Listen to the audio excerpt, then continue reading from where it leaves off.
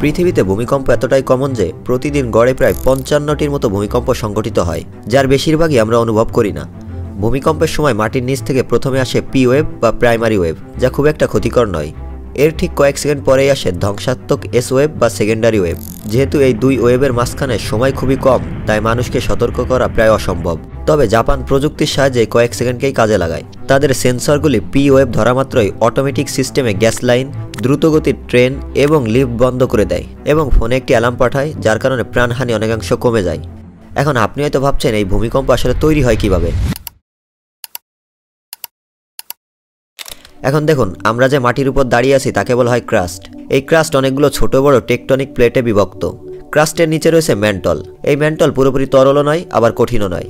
Mantle অনেকটা জেলির মতো, অর্থাৎ সম্পূর্ণ বিষয়টি দাঁড়াচ্ছে জেলির ন্যায় ম্যান্টলের উপর টেকটনিক প্লেটগুলো ভাসমান অবস্থায় রয়েছে। বিষয়টি সহজভাবে বোঝার জন্য পানির উপর ভাসমান প্লাস্টিকের হাঁসগুলোর কথা ভাবুন। পানি নড়লে যেমন হাঁসগুলো নড়ে ওঠে, ঠিক তেমনই মাটির নিচে এই নড়াচড়ার প্রভাবে প্লেটগুলো স্থির থাকতে পারে না। আর আমাদের বাংলাদেশ মূলত 3টি টেকটনিক প্লেটের সংযোগস্থলে অবস্থিত: ইন্ডিয়ান প্লেট, ইউরেশিয়ান প্লেট এবং বার্মা প্লেট। এই প্লেটগুলো যথেষ্ট অ্যাক্টিভ, অর্থাৎ এদের সংযোগস্থলে যথেষ্ট গতিশক্তি রয়েছে। বিজ্ঞানীরা এই প্লেটগুলোর নড়াচড়াকে মূলত 4টি ভাগে ভাগ করেছেন, যার প্রতিটি ভূমিকম্পের কারণ।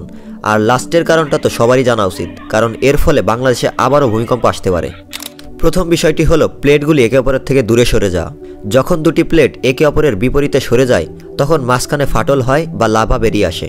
এটি সাধারণত সমুদ্রের তলদেশে ঘটে এবং এতে মৃদু ভূমিকম্প বা নতুন ভূমি সৃষ্টি হয়। এরপরেই রয়েছে মুখোমুখি সংঘর্ষ। যখন দুটি প্লেট একে অপরের সাথে সরাসরি ধাক্কা খায়, তখন সংযোগস্থলের মাটি ভাঁজ হয়ে উপরে উঠে যায়। আর আমাদের হিমালয় পর্বতমালা এবং মাউন্ট এভারেস্ট মূলত এভাবেই তৈরি হয়েছে।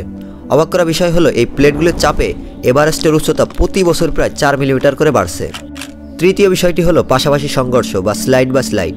দুটি প্লেট যখন পাশাপাশি ঘেঁষে যায়, তখন অনেক সময় তারা একে অপরের ভাঁজে আটকে যায়। তুরস্ক সিরিয়ার ভূমিকম্পটি ছিল মূলত এই ধরনেরই। অ্যানাটোলিয়া প্লেটটি যখন আটকে গিয়েছিল, তখন সেখানে প্রচুর চাপ সৃষ্টি হয় এবং হঠাৎ সেই চাপ মুক্ত হওয়ার ফলে ধ্বংসযজ্ঞ দেখা দেয়।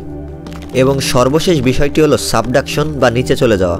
এটাই মূলত সবচেয়ে ভয়ঙ্কর।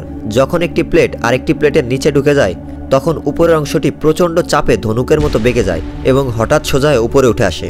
2010 সালে চিলির সুনামির কারণ ছিল মূলত এটি। এই ধরনের ভূমিকম্পে সাগরের পানি উপরে উঠে যায় এবং বিশাল সুনামির সৃষ্টি করে। এখন আপনি হয়তো ভাবছেন, প্লেটগুলো তো বছরে মাত্র 10 সেন্টিমিটার করে নড়ে, তাহলে পারমাণবিক বোমার মতো শক্তি আসলে আসে কোথা থেকে?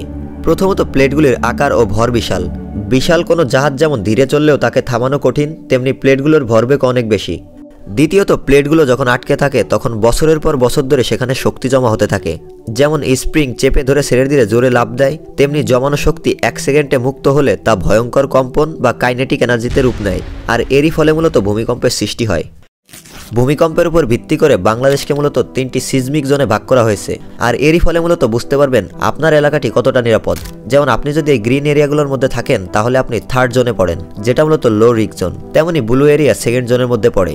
যদিও এটি মিডল জোন, তবুও ঢাকার মতো ঝুঁকিপূর্ণ শহরের জন্য সামান্য ভূমিকম্প ভয়াবহ পরিস্থিতি তৈরি করতে পারে। কিন্তু এখন আপনি যদি এই রেড এরিয়াগুলোর মধ্যে থাকেন, তাহলে মূলত 1st জোন বা হাই রিস্ক জোনের মধ্যে পড়েন। আর এখানেই সবচেয়ে বেশি ধ্বংসযজ্ঞ দেখা দিবে। এখন দেখুন, যেহেতু আমরা ভূমিকম্প আটকাতে পারবো না, তাই সঠিক প্রস্তুতি আমাদেরকে বাঁচাতে পারে। ঘরের ভেতরে থাকলে আতঙ্কিত হয়ে দৌড়াদৌড়ি না করে শক্ত টেবিল বা খাটের নিচে আশ্রয় নিন, অথবা রুমের পিলারের পাশে মাথায় হাত দিয়ে বা বালিশ দিয়ে মাথা ঢেকে বসে থাকুন। যদি আপনি ওপরের তলায় থাকেন, তবে সিঁড়ি দিয়ে নামার চেষ্টা করবেন না, কারণ সিঁড়ি মূলত সবচেয়ে দুর্বল অংশ। আর যদি একতলা বা দোতলায় থাকেন এবং ছাদ খুব কাছে হয়, তবে দৌড়ে খোলা ছাদে যাওয়া নিরাপদ হতে পারে। বাইরে থাকলে বড় দালান, বৈদ্যুতিক খুঁটি এবং গাছপালা থেকে দূরে খোলা জায়গায় অবস্থান নিন, এবং গাড়িতে থাকলে গাড়ি থামিয়ে ভেতরেই থাকুন। কম্পন থামার পর কখনোই গ্যাস লাইট জ্বালাবেন না, কারণ গ্যাস লাইন লিক করলে বড় বিস্ফোরণ হতে পারে। এছাড়াও গত 100 বছরে এখানে বড় কোনো ভূমিকম্প সংঘটিত হয়নি। এর ফলে মাটির নিচে প্রচুর পরিমাণ শক্তি জমা হয়ে আছে, তাই যে কোনো সময় বড় আঘাত আসতে পারে। ফালতু ভিডিও না দেখে প্রতিদিন নতুন কিছু জানতে চ্যানেলটিকে সাবস্ক্রাইব করুন। ধন্যবাদ সবাইকে।